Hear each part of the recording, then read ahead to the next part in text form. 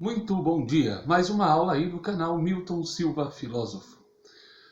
Vamos continuar aí as nossas aulas a respeito do pensamento antigo, do pensamento clássico, né, na filosofia. A última aula que eu comentei com vocês foi a respeito dos sofistas.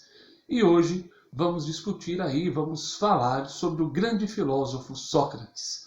Sócrates, talvez o filósofo mais conhecido da história da filosofia. Sócrates fez a filosofia ser, de fato, um grande instrumento para o conhecimento. Sócrates é um marco histórico da filosofia. É tão histórico e tão importante nosso amigo Sócrates, que ele é a divisão da filosofia. Houve uma filosofia anterior a Sócrates, uma filosofia pós-Sócrates e a sua filosofia. A filosofia socrática, o período socrático da história da filosofia.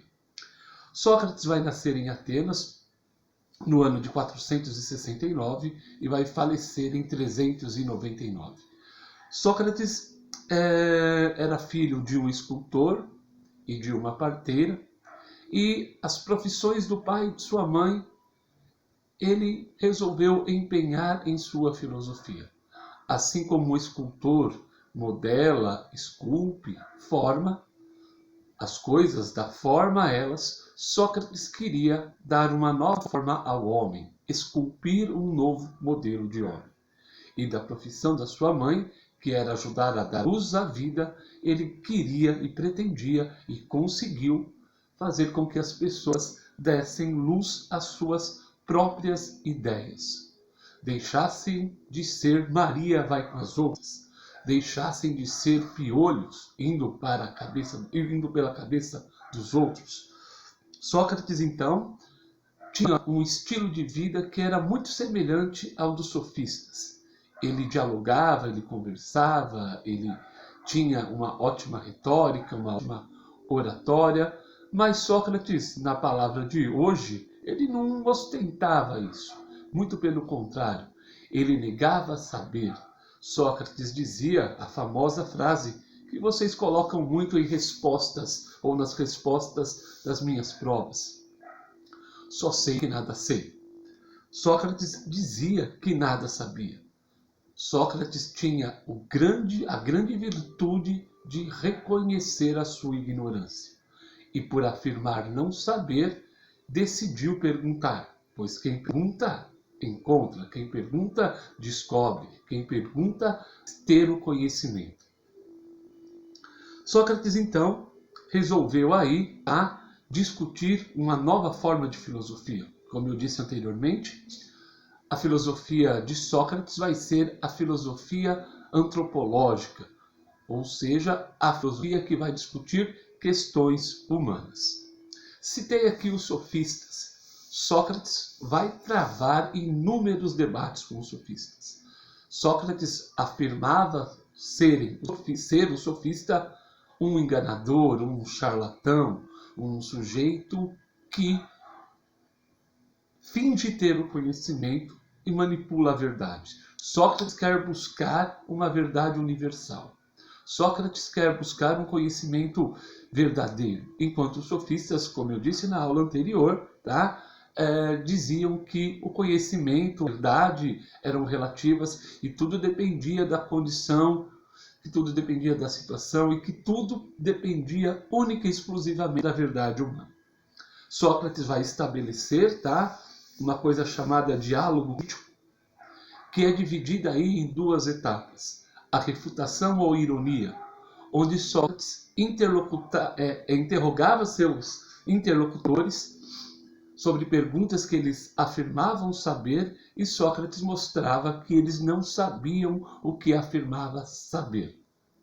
Então, Sócrates mostrava aí que era irônico, era uma ironia você afirmar saber algo e depois não saber aquilo que afirmava saber.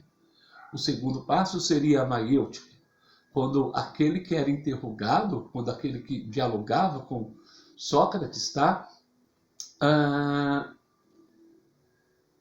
ao perceber que aquela sua afirmação não era verdadeira, ele começava um processo de questionamento sobre si mesmo, e a partir dessa ação ele conseguiria dar luz às suas próprias ideias. Um ponto importantíssimo sobre Sócrates. Diz aqui várias coisas sobre ele, que ele fez, que ele falou, que ele agiu, mas Sócrates não escreveu nada. Sócrates não tem nenhuma linha escrita, não escreveu nenhum livro.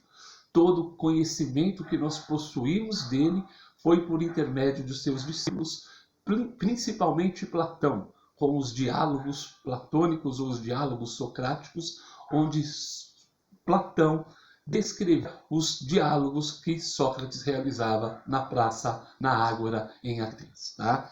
Sócrates foi um grande interrogador, galera. E esse grande interrogador que foi Sócrates fazia dele uma pessoa não muito bem vista pela sociedade ateniense. Em que sentido? O Sócrates, como eu disse, afirmava que nada sabia. E para saber, ele iria perguntar. E ele não dava muita importância para a classe social, para a posição do indivíduo. Ele interrogava todos, dialogava com todos. Porém, as pessoas, ao serem interrogadas por Sócrates, principalmente aquelas que ocupavam posição social mais elevada, uma posição política em Atenas, começaram a ver Sócrates como um perigo, como um sujeito que podia causar transtorno para a sua situação, para a sua posição. Quando Sócrates mostrava a um juiz que ele não sabia o que era justiça, para um governante qual era a melhor lei, para um senador como deveria ser sua postura, para um médico como curar a doença, para um religioso como saber a vontade dos deuses, já que Atenas era uma sociedade politeísta, isto é, com muitos deuses, e as pessoas começaram a ver isso. Sócrates começou a ser uma figura não muito bem quista pela sociedade. E aí, as pessoas começaram, de certa forma, também a tentar interromper Sócrates, visto que um grupo de jovens, ou vários jovens, começaram a imitá-lo, a realizar as coisas a imitar Sócrates. E os poderosos da época prenderam Sócrates sob a seguinte acusação: o senhor é um corruptor da juventude, o senhor é um doutrinador, o senhor é um esquerdista, o senhor é um manipulador, vai contra a tradição de Atenas, vai contra a tradição religiosa, vai contra a tradição familiar, o senhor está fazendo mal à sociedade, você deve ser calado. E Sócrates foi preso sob a acusação de corromper a juventude e negar os deuses de Atenas. Sócrates foi julgado, Sócrates fez sua defesa, dizendo que somente ia persuadindo a todos, a jovens e a velhos, a não se preocuparem de forma tão exclusiva com a riqueza e com os bens materiais e com o corpo, como deveriam preocupar-se com a alma e o conhecimento. Sócrates teve um julgamento, nesse julgamento acabou sendo condenado a tomar um veneno chamado cicuta, e aí ele, antes de tomar o veneno, em volta dos seus discípulos, disse as suas últimas palavras: bem, é chegada a hora de partirmos, vós para a vida, eu para a morte. Quem vai para o melhor lugar, não sabemos, só a divindade. Sócrates representou, um marco na filosofia. Deu sua vida à filosofia, deu sua vida à verdade.